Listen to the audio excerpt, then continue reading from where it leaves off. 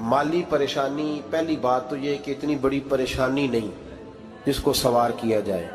आयत पढ़ूंगा कुरान पाक की, और मेरा ख्याल है कि बहुत सारी परेशानियां तो कुरान मजीद के लफ्ज़ों से दूर हो जाएंगी। सूरह हूद है, उसकी आयत नंबर 6 है, 12वें सिपारे की पहली आयत है। क्या अंदाज है, और मेरे रब का कितना मन मोह लेने वाला और दिल को छू लेने वाला अंदाज है। रब करीम ने फरमाया वमा मिन दाब्बतिन फिल अर्द, फरमाया नहीं ज़मीन पर कोई भी ऐसा चलने वाला, ज़मीन पर कोई ऐसा नहीं जो चलता हो, इल्ला अलल्लाहि रिज़्कुहा, जिसका रिज़्क अल्लाह ने अपने ज़िम्मे न लिया हो। ज़मीन पे कोई चलने वाला ऐसा नहीं जिसके रिज़्क की जिम्मेदारी रब करीम की ना हो। जिम्मेदारी रिज़्क किसकी है? बोल के बताएं, बोल के किसकी जिम्मेदारी है जी? अल्लाह। देखिए गौर फरमाएं, यहाँ मुफस्सिरीन ने एक बात लिखी है इस आयत के तहत कि फरमाया जो ज़मीन पे चलने वाला है उसका रिज़्क अल्लाह के ज़िम्मे। फरमाते हैं कि ये अल्लाह ने हमारी अकल के मुताबिक हमसे बात की है, वरना आसमानों में जितनी मखलूक है रिज़्क उसका भी अल्लाह के ज़िम्मे ही है। यहाँ जो फिल अर्द के लफ्ज़ है ज़मीन पे, वो हमें समझाने के लिए कि तुमने तो सिर्फ ये दुनिया देखी है ना, तो जिसको तुमने देखा है वो सब खाते अल्लाह का दिया हुआ ही है। तो जो हमने देखा था रब करीम ने उसके मुताबिक हमें समझा दिया। फरमाया कुछ तो तुमने देखे ही नहीं, चलो उनकी तुमसे बात नहीं करते, पर जो तुमने देखे हैं उन सब का रिज़्क किसके ज़िम्मे है? अल्लाह के। मेरे रसूल करीम सैयद आलम सल्लल्लाहु ताला अलैहि वसल्लम कुरान मजीद की जब तर्जुमानी करते, वजाहत करते, तो महबूब पाक सल्लल्लाहु अलैहि वसल्लम भी कोई इश्काल रहने नहीं देते थे, कोई इश्काल नहीं रहने देते थे। मेरे महबूब करीम अलैहिस्सलातु सलाम ने फरमाया अल्लाह पे भरोसा रख के सवेरे निकल जाना रिज़्क की तलाश में। किस पे भरोसा रखना है? निकलना तुम्हारे जिम्मे है। ये ना कहना कि घर बैठूंगा तो यही आएगा, निकलना तुम्हारी जिम्मेदारी है। जितनी जिम्मेदारी है वो पूरी करना। अल्लाह पे भरोसा करके निकल जाना तुम्हारी जिम्मेदारी है। रब का जिम्मा है तुम्हें रिज़्क देना, वो जरूर तुम्हें रिज़्क पहुंचाएगा।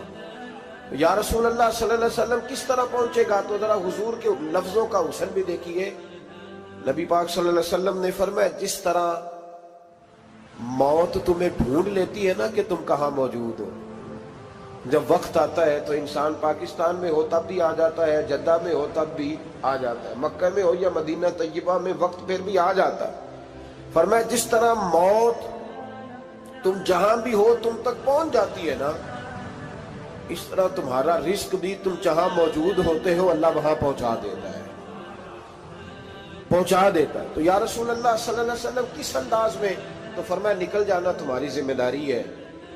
फरमाया सवेरे परिंदे भी निकल जाते हैं और शाम को जब लौटते हैं तो अल्लाह उन्हें पेट भर के रोजी अता फरमाता है। हालांकि उनको नहीं पता होता हमारा कारखाना कहाँ है, हमने कहाँ जाके मजदूरी करनी है। उनको नहीं पता होता कि हमारा दफ्तर कहाँ है, हमने किस ऑफिस में बैठना है। उनको नहीं पता होता कि हमने कहाँ जाके माल खरीदना है और कहाँ से हमने फिर उसको दोबारा बेचना है। उन्हें खबर नहीं होती। अल्लाह पे भरोसा करके निकल जाते हैं। निकलना तो तेरे जिम्मे है कि नहीं? फरमाया वो तू ड्यूटी कर, शाम को अल्लाह जो रब परिंदों को रोजी देता है वो तुझे भी अता फरमाएगा। मैं कहता हूँ सोच कितनी कमजोर है उस आदमी की जो कहता है कैसे मिलेगा। कितनी कमजोर सोच है। जो रब बैल को रोजी देता है, बकरी को रोजी देता है, इस जमीन इस धरती पे अगर बसने वाला ऊंट भूखा नहीं सोता, चले ये तो पालतू जानवर होते हैं, इस धरती पर बसने वाली अगर बिल्ली और कुत्ता रोटी खा के सोते हैं तो तू तो अशरफुल मखलूकात है। तूने अपने ज़हन में क्या टेंशन पाल लिया कि नहीं आएगा तो मर जाऊंगा, क्या बनेगा, किस तरह होगा? तू क्यों इतना परेशान हो गया? भाई माली परेशानी सबसे ज्यादा उस बंदे ने ओढ़ ली है जिसकी तवक्कुल की बात कमजोर हो गई है। तू सीधी तवज्जो अपने रब करीम की जानिब रख, सीधी तवज्जो अल्लाह की जानिब कर। रब फरमाते हैं जिम्मा तेरा नहीं, जिम्मा मेरा। लेकिन तनख्वाह एक आती है घर में। जब एक बच्चा होता है तो तब भी काम चलता है, जब अल्लाह 2 बच्चे दे दे फिर भी उस तनख्वाह से काम चलता है, जब 3 हो जाए फिर भी चलता है, जब 4 हो जाए।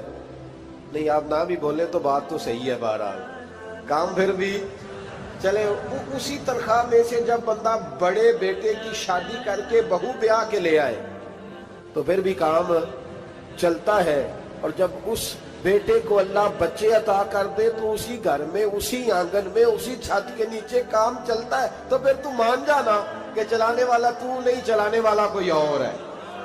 پھر تو مان جا کے چلانے والا کوئی، تو اس وقت جب تنخواہ تیری لگی تھی تو کہتا تھا ابا ابھی میری شادی نہ کر، میں بیوی کو کیسے کھلاؤں گا؟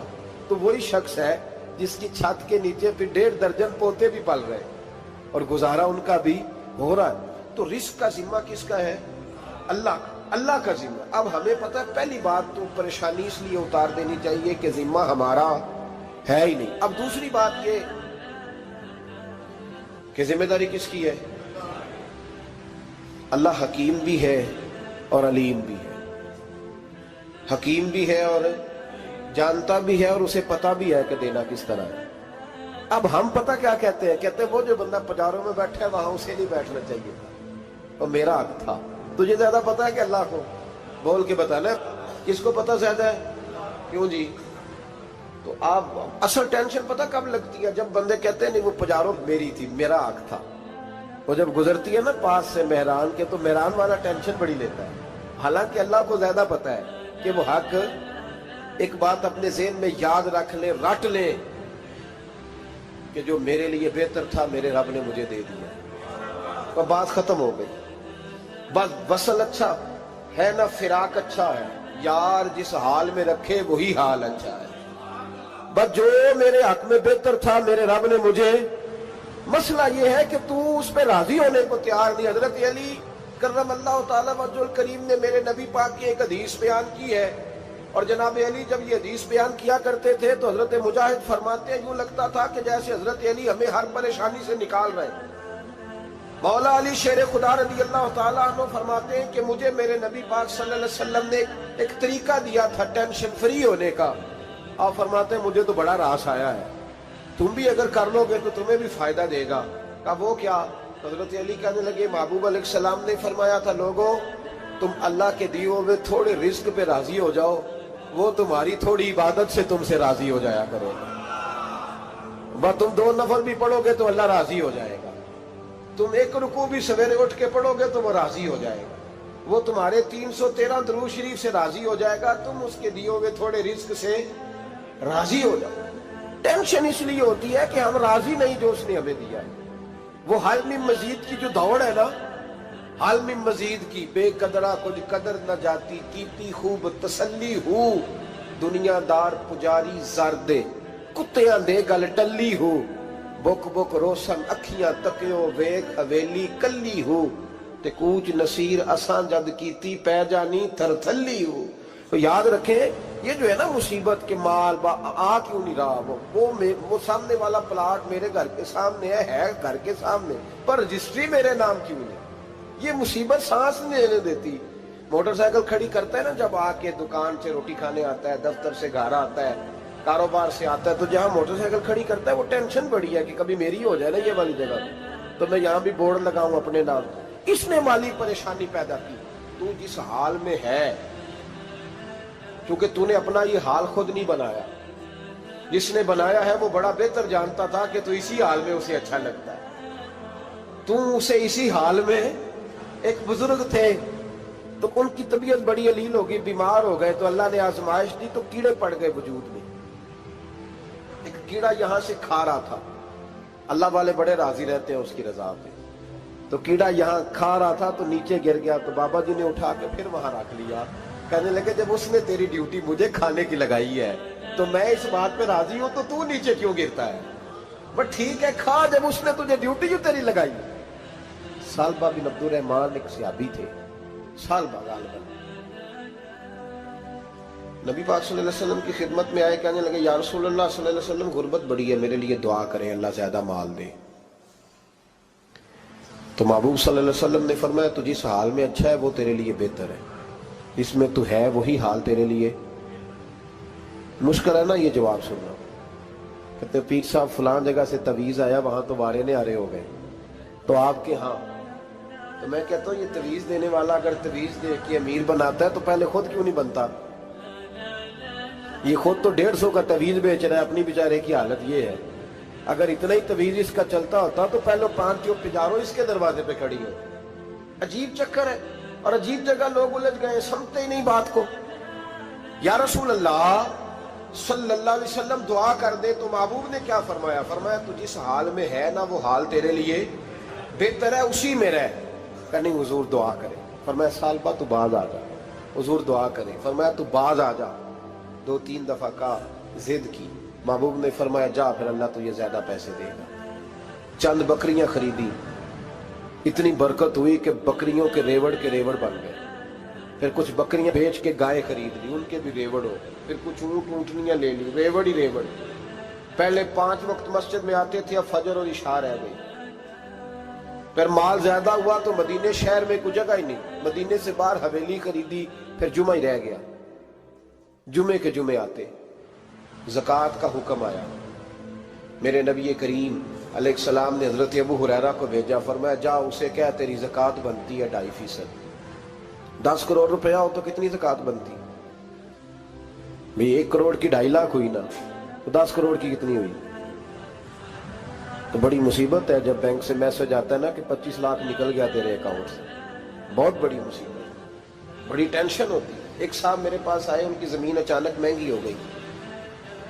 اچانک پہلے کچھ 15-16 لاکھ کی ایکڑ زمین تھی، پھر وہ کروڑ کی ہو گئی۔ تو میرے پاس آئے، کہنے لگے وہ 10 کروڑ روپے بنتے ہیں تو زکوٰۃ، تو میں نے کہا آپ نے کیا کیا؟ زری زمین پہ عشر آتا ہے، اس پہ زکوٰۃ نہیں آتی، تو آپ نے کیا کیا؟ کہنے لگے وہ کچھ سوسائٹی کے رول کے مطابق میں نے فائلیں وغیرہ لے لی ہیں، اب میں نا کبھی موقع آئے گا تو ان کو بیچوں گا۔ تو میں نے کہا اب تو آپ کا یہ مال ہو گیا بزنس کا، تو اب تو اس پہ زکوٰۃ آئے گی۔ 10 کروڑ پہ جب 25 لاکھ سنا تو کہنے لگے فوراً دینی پڑتی ہے کہ تھوڑی تھوڑی سے بھی کام چل جاتا ہے؟ تو میں ان کا چہرہ دیکھنے لگا، میں نے کہا نہیں وہ تو آپ کو پتا ہے، ویسے حضرت عمر فرمایا کرتے تھے بانٹ کے نہ دو، کوشش کرو کسی ایک کو ہی دو، چلو کسی کا تو کچھ بن جائے، تو ایک کو ہی دینی چاہیے۔ کہنے لگے تو مطلب یہ ایسا ہی حکم ہے؟ میں نے کہا آپ کسی اور سے تحقیق کر لیں۔ اب یہ بھائی لیتے وقت نہیں تجھے ٹینشن ہوئی کہ 15 لاکھ کا کروڑ ہو گیا، تو اس وقت کبھی تو نے کہا کہ یا اللہ، تو یہ کیسی سوچ ہے مسلمان؟ کس طرح کا اس کا؟ ہمارے ہاں جب کسی آدمی پہ حالات خراب ہوتے ہیں نا، تو سب سے پہلے وہ اس طرح کرتا ہے کہ جو میں کہیں اللہ کے رستے میں دیتا ہوں پہلے اسے بند کروں۔ جس رستے تجھے آ رہا تھا پہلے تو نے وہ رستہ بلاک کیا۔ حضرت اسماء بنت ابی بکر صدیق کہتی ہیں میں حضور کو مسجد کے لیے، ادارے کے لیے، صحابہ صفا کے لیے کچھ دے رہی تھی، تو میں نے گننا شروع کیا تو حضور مسکرانے لگے۔ حضور مسکراتے کیوں ہیں؟ تو فرمانے لگی، محبوب فرمانے لگے اسماء اللہ کے رستے میں گن گن کے نہ دیا کر، ورنہ وہ بھی تجھے گن گن کے دے گا۔ تو اس کے رستے میں بے حساب دے، وہ بھی تجھے بے حساب ہی عطا فرمائے گا۔ لیکن پہلے یہ والا پہلے دروازہ بند کرو، یہاں سے پیسے ختم ہو رہے ہیں۔ تو اس طرح کرنا بھائی، اس دفعہ سور ذرا گرمیوں والے نہ خرید، لیکن جو تو اللہ کے رستے میں دے رہا ہے اسے دیتا رہے۔ لیکن ہم اپنا نقصان کرتے ہیں، زیادتی کرتے ہیں اپنے ساتھ۔ میں نے آپ کو پہلے بھی بتایا تھا پیار کی بولی ہے، پھر بولتا ہوں۔ ایک بڑے بڑے پیار والے دوست ہیں، ایک دفعہ مجھے کہنے لگے کہ آپ کئی دفعہ اعلان کرتے ہیں تو مجھے اچھا نہیں لگتا، اور آپ ادارہ بھی بہت زیادہ بننے والا ہے، بڑی چیزیں میں دیکھتا ہوں جو ہوں تو بڑا نظام اچھا ہو جائے، آپ دعا کریں اللہ مجھے پیسے دے تو میں بڑے سارے خرچ کروں گا اس کے رستے میں۔ تو میں نے کہا یا اللہ اسے 10 کروڑ دے، یہ 9.5 کروڑ تیرے رستے میں دے دے گا۔ تو چپ کر گیا، جس طرح آپ نہیں کر گئے سارے، چپ کر گیا وہ بھی۔ اس نے کہا جی نہیں جی انشاءاللہ کریں گے۔ تو میں کیا پلیا جی تے دعا پہ ہوں دیا، ابھی تو وہ آئیں گے تو تب دیکھی جائے گی، تو یہیں اڑ گیا ہے۔ یعنی 9.5 کروڑ اللہ کے رستے میں خرچ کرنے کی دعا پہ بھی آمین کوئی نہیں کہتا کہ چلو آمین ہی کہہ دیں۔ تو میں کہا تینوں تے 50 لاکھ بچتا سی پیا، لیکن تو اس سودے پہ تیار ہے۔ جب یہ سوچ ہوتی ہے، یہ غلط سوچ ہے، یہ بات تو اگر تے مسکرانے والی، لیکن یہ سوچ صحیح نہیں۔ حضرت عثمان غنی رضی اللہ تعالیٰ عنہ کہتے ہیں جس وقت نبی پاک صلی اللہ علیہ وسلم نے اعلان کیا نا جنگ کے موقع پر کہ 800 سپاہیوں کا خرچہ چاہیے، کہتے ہیں میرے پاس 600 کا تھا۔ یہاں ایک روایت میں حضور نے 1000 کا اعلان کیا تو میرے پاس 800 کا تھا۔ جب 2-3 دفعہ نبی پاک نے اعلان کیا تو کہتے ہیں میں نے کھڑے ہو کے کہا یا رسول اللہ پورا 800 میری طرف سے۔ کہتے میں نے 200 سپاہی کا خرچہ ادھار اٹھایا لیکن پورے 2 مہینے نہیں گزرے تھے، رب کریم نے مجھے کئی گنا کر کے پیسے واپس عطا فرما دیے۔ پر بات تو یہ ہے کہ تیری وہاں لو لگی ہو، تو تجارت کرتا ہے ان لوگوں کے ساتھ جو کیا دے سکتے۔ تو سالبہ کے پاس حضور نے پیغام بھیجا، پہلے تو کہا تیرے لیے بہتر نہیں مال، جب اصرار کیا تو بڑی برکت ہو گئی، بڑا آیا تو فرمایا زکوٰۃ دے، 2.5% زکوٰۃ ہے۔ اب جب سوچا کہ 5 اونٹوں پہ ایک بکری جائے گی اور بڑا سارا مجھے دینا پڑے گا، اب جب غور کیا تو یہ تو نہ کہا کہ میں نہیں دیتا۔ حضرت ابو ہریرہ سے کہنے لگے نبی کریم علیہ السلام کی خدمت میں عرض کرنا کہ میں خود آؤں گا۔ حضرت ابو ہریرہ نے آ کے عرض کی یا رسول اللہ صلی اللہ تعالی علیہ وسلم، حضور وہ کہتے تھے میں خود آؤں گا، تو کہتے ہیں محبوب نے ٹھنڈی سانس لی، فرمایا اسے کہا تھا کہ تیرے لیے مال بہتر نہیں، اب ہلاک ہو گیا، ہائے افسوس ہلاک ہو گیا۔ ان کو بھی تھوڑی دیر کے بعد احساس ہوا کہ یہ میں نے کیا کیا، نبی پاک کوئی کہہ دیا نہیں ہے، حضور کو کہہ دیا بعد میں آؤں گا۔ اب دوڑے آئے، عرض کی حضور میں سارا کچھ لے کے آیا ہوں، قبول کر لیں۔ محبوب نے فرمایا گویا بلال حبشی کی خشک کھجور بھی قبول ہے، اور صہیب رومی ایک اٹی باندھ کی لائے تو وہ بھی قبول ہے، اور عمار بن یاسر اور مصعب بن عمیر اگر 2 دینار دے جائیں اور کوئی پرانا جوڑا کسی سپاہی کے لیے چھوڑ جائے تو وہ بھی قبول ہے، لیکن تو اپنا لاکھوں لے کے چلا جا، تیرا کوئی نہیں قبول، معاف کر دیں۔ فرمایا جا معاف کیا، پر پیسے لے کے نہ آنا۔ اگلے سال پھر آئے، بندے ہوئے ہاتھ ہیں، محبوبہ میں دولت کا کیا کروں گا، آگ لگانی ہے، قبول کر لیں۔ فرمایا تو لے جا، تیرا نہیں قبول، گرا جو ان کی نگاہ سے وہ سنبھل نہیں سکتا۔ حضور نے وصال ظاہری کیا تو جناب صدیق اکبر کے پاس آئے، لاکھوں کا مال، ابو بکر قبول کر لو، تو جناب صدیق اکبر کہنے لگے اس کا کر لو جس کا نبی نے نہیں کیا، چل جا کوئی نہیں چاہیے۔ حضرت عمر کے زمانے میں قحط پڑ گیا، بارشیں نہیں ہوتی، غلہ نہیں ملتا، حالات خراب ہے، مالی طور پہ بحران آ گیا، غربتیں، مجبوریاں، تکلیفیں، آ کے روئے، عمر میرا قبول کر لو، مجھے معافی تو مل گئی تھی نا۔ فرمایا معافی اپنی جگہ پہ، پر جس کا مصطفیٰ نے قبول نہیں کیا۔ بہت سارے لوگوں کو پتہ ہی نہیں کہ ان کا قبول ہی نہیں ہوا، اور وہ الجھے ہوئے ہیں، انہیں خبر ہی نہیں کہ اصل بات کیا ہے۔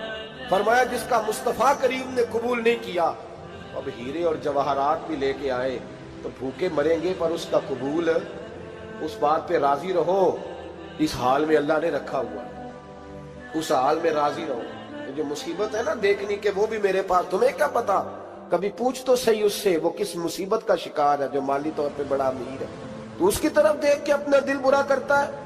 بس جس حال میں رب نے رکھا ہے اس حال میں رہ۔ حضرت عثمان غنی کے زمانے میں تو وہ وصال کر گئے، لیکن بھائی تو جس حال میں تیرا رب تجھے رکھتا ہے اس حال میں رہ، تیری مالی پریشانیاں ختم ہو جائیں۔ میں نے پہلے بھی شاید آپ کو ایک دفعہ کہا تھا، میں تعلیم سے فارغ ہوا تو میرے ایک استاد اور میرے کچھ دوست کہنے لگے افریقہ آ جائیں آپ، بھائی بہت بڑا ادارہ ہے، اس کو چلائیں، اس کو سنبھالیں۔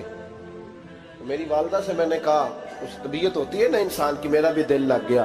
میری اماں پڑھی نہیں تھی لیکن اللہ نے دانائی بڑی عطا فرمائی تھی، حکمت بڑی تھی، سیانی بڑی تھی۔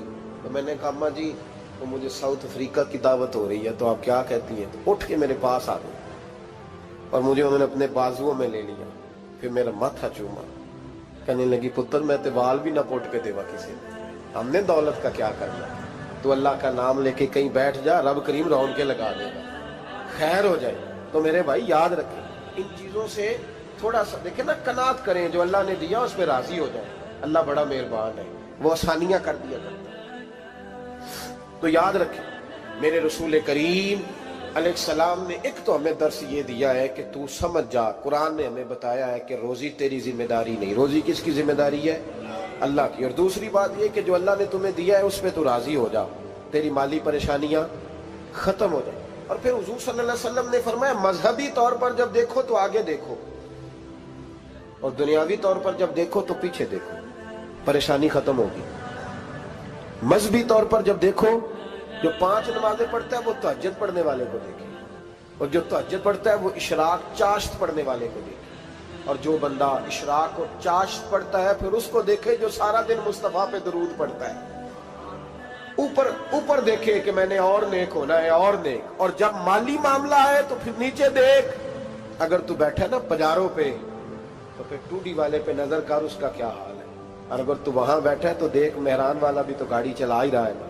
और अगर तू वहां है तो मोटरसाइकिल वाला देख, और तू वहां है तो फिर साइकिल वाले पे नजर, और अगर तू साइकिल वाला है तो पैदल वाले को देख, अगर तू किराए के मकान में रहता है तो फिर झोंपड़ी वाले को देख, और अगर तू झोंपड़ी में रहता है तो फिर भी परेशान ना होना। कुछ ऐसे भी हैं जिन्हें झोंपड़ी भी नसीब नहीं, जो सड़क पर लेटे हुए। और अगर तू तंदुरुस्त है ना तो कभी जाके अस्पताल में देख हाल क्या है, लोग किस हाल में।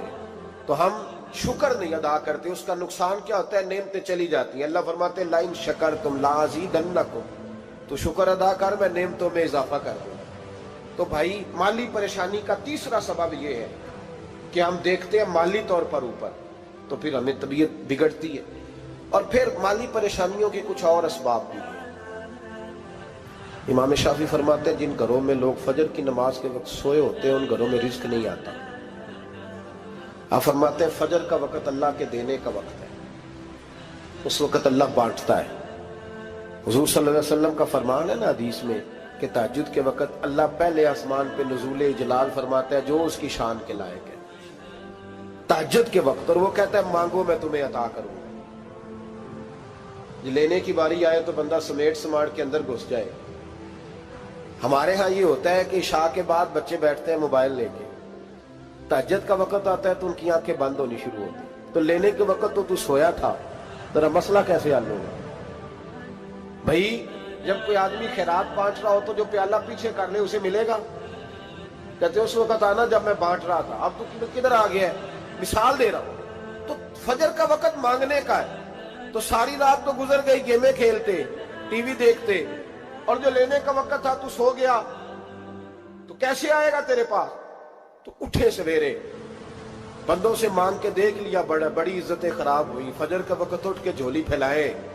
मेरे रसूल पाक अलैहि सलाम फरमाते हैं, रब फरमाते हैं जब बंदे मेरे आगे झोली फैलाते हैं मुझे शर्म आती है।